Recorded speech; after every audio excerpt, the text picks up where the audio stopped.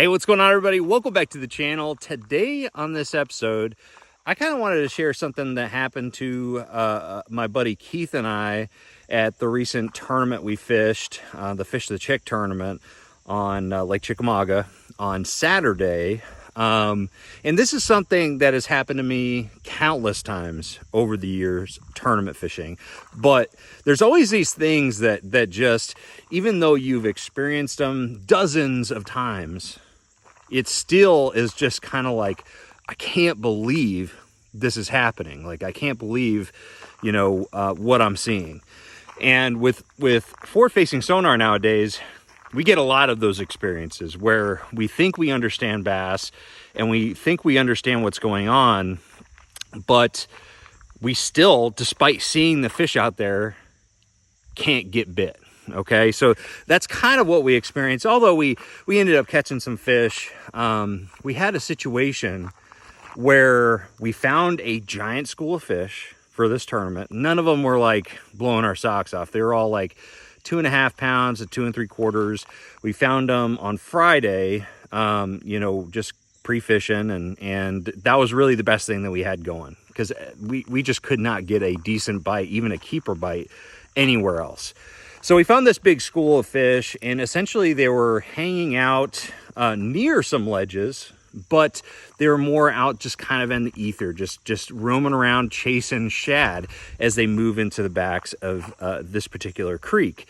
And, when we found the fish, it was like noon, and we fished there between like noon and like 2 o'clock. Caught a bunch of fish, got a lot of bites. It was really cool because they were grouped up in certain little spots that were really inconspicuous. Really didn't expect them to be there. And we just figured, okay, we found these fish at noon. So when we get here in the morning, it's gotta be even better. That morning bite's gotta be the deal.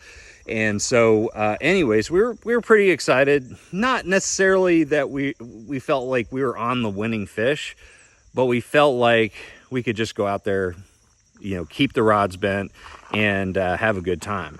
And so we get out there the morning of the tournament. We race down there, and when we get there, I settle down, and then I start idling a little bit. And the first thing that just was so obvious was the sheer amount of bait. It was just incredible how many schools of shad and yellow bass and white bass and largemouth bass were out there roaming around this big giant channel. And, I was like, all right, hopefully this isn't too much bait, because that is the situation that is for sure something that I've experienced many, many times before, where there's just too many bait fish and your presentation has a very low likelihood of triggering a strike because they just have so many options. So too much bait fish is a real problem, and I figure that might be an issue. But the first couple casts, we ended up catching some fish. I caught one that was a keeper and then a non-keeper, maybe not in that order. I can't remember which one was first. But we caught a couple fish, and then the bite was just dead, despite on my active target 2 being able to see fish all over the place, just roaming around like crazy. The one thing that was different from the day before was that they weren't really grouped up in a single spot or a single general location. They're just kind of roaming around everywhere. But there was a ton of bass, bait fish, and other species of fish too. And so, we fished and fished. We went like 4 hours without catching another fish. And then we decided to just kind of bounce around, do a little bit of junk fishing, and then come back to it. And the whole time we're like, well, they're here. They're obviously here. We're trying everything that we possibly think we could get bit on. All my little secrets came out of the woodwork. And then finally, we're just like, it's got to be a timing thing. It's got to be timing. We got to figure out the timing. So we got bit at around noon during the day of practice, and there wasn't nearly as much bait. There was just random schools of bait fish that would come through. So we decided to just go ahead, leave the area, and then ended up coming back around that 12 o'clock time period. Well, when we got back, once again, despite thousands of fish being around, coming back, we once again proved how important timing is. Because when we got back, I'm not going to say it was on fire, but when I put the boat down and started idling around with my side scan, I started noticing that there was hardly any bait fish. It was very similar to the day of practice before. So for some reason, during that little time period, that bait fish kind of vacated the area, but the bass were still there. They were just hanging around. I could see them on side scan. There was little, pockets of like hundreds of fish. And so we started fishing, and although it was really still pretty tough, we did start catching some fish. We were able to cycle through a bunch of different baits to get those fish to trigger and to fire up. And we ended up filling up our limit. But it just goes to show you, I guess the whole reason for this video is kind of a PSA that if you're experiencing the same thing, you're out there, maybe you haven't got a bite yet, and you don't even know if that school is a school of bass or something else, it's possibly a timing thing. And timing can be everything in bass fishing. Even when you think that, okay, there's 1,000 fish right in front of me, I can see them on that target, they should be biting. It shouldn't be just a timing thing. I should be able to like finesse them somehow. Even if you're trying to reason yourself into the, staying, it's probably best to leave and then come back later and test it at different times of the day.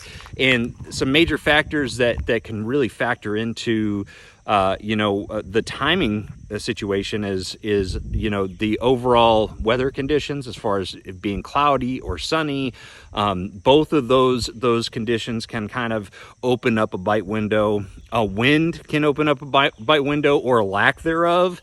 For us, it seemed like as soon as the wind started to slack off, that's when we started catching fish, and also when the sun came out.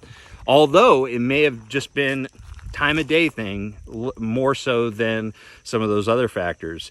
But current generation is obviously a huge one on Lake Chickamauga. I don't think that the current started running around that time, but what I think happened for this particular tournament was that the bass went from actively feeding in the morning, just absolutely cramming themselves full of shad, and then in the afternoon, they needed just a few hours to rest before they started feeding again. And I think that's exactly what happened, was that it was just in between little bite windows, because they had fed up so much in the morning. So anyways, guys, I know I ramble on and on about this situation, but as a guy that's been fishing professionally for years, I still am amazed at how important timing can be. So if you guys have experienced the same thing,